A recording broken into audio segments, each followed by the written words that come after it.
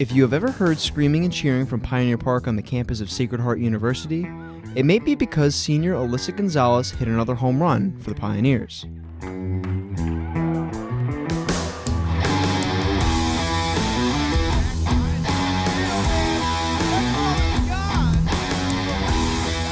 California native enters her fourth year at Sacred Heart with a resume unlike many other players in the conference. In 2021, she was named the Northeast Conference Player of the Year and broke the Sacred Heart program record for home runs in a season with 17. She now looks to make the most of her senior year as expectations are high in her last year as an undergraduate. Back when she started her softball journey in grade school, Alyssa did not have any expectations of what she was capable of. It was completely awful. I was awful until probably like 8. But I always wanted to win. I always wanted to be on the field with my teammates. I kind of found a passion even though I was very good at it. Allie, growing up, she grew very quickly as far as height-wise. And so she was the biggest girl on the team. She was taller than everybody. And it was like, oh, well, I need to catch her. Well, nobody wants to be a catcher. And he was like, well, Allie always wanted the ball. That was the only way that she would stay focused, is if she had the ball all the time. Although she has seen success in her collegiate years, her journey to the big stage was far from easy.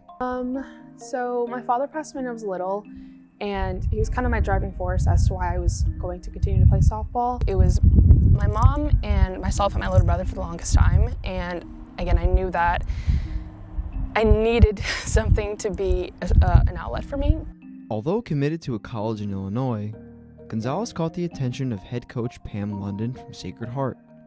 Soon after, Gonzales decided that she wanted to take her talents to the East Coast. Actually, I remember it was in Colorado. It's a big tournament in Colorado every year, and she was in one of the All-Star games. And my old pitching coach, who left already, she was here a year ago, she came by and got me, and she goes, hey, I really like this catcher. I want you to come look at her. And I said, okay.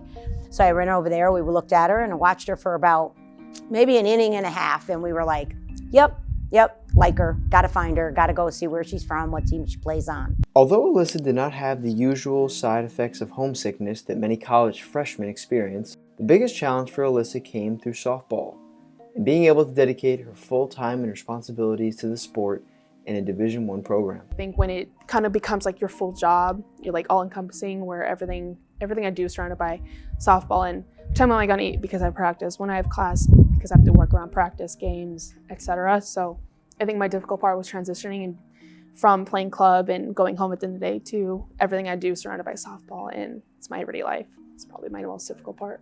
Once acclimated with college, Alyssa soon blossomed into the Pioneers' most dependable player on both sides of the ball.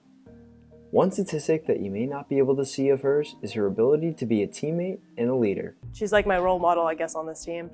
She's definitely someone I look up to, like who I want to be when I'm a senior, how I want to act. She's definitely one of those people that you can go to for anything, softball or personal. Alyssa is no passive softball player.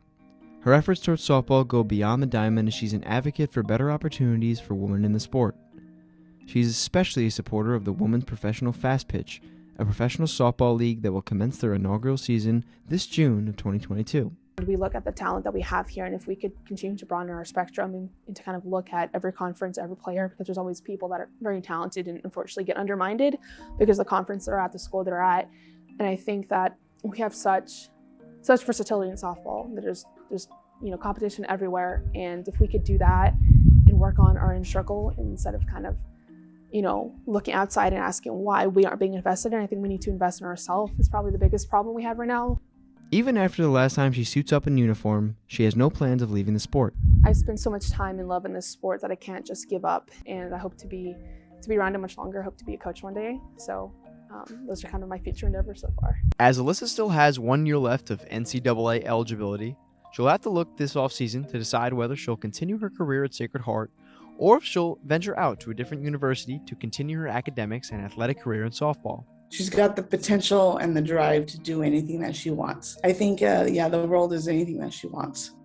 I think she'll do. I hope she does whatever she wants to do, and I think she'll be great at it. This is Robbie Finizio reporting live from Fairfield, Connecticut.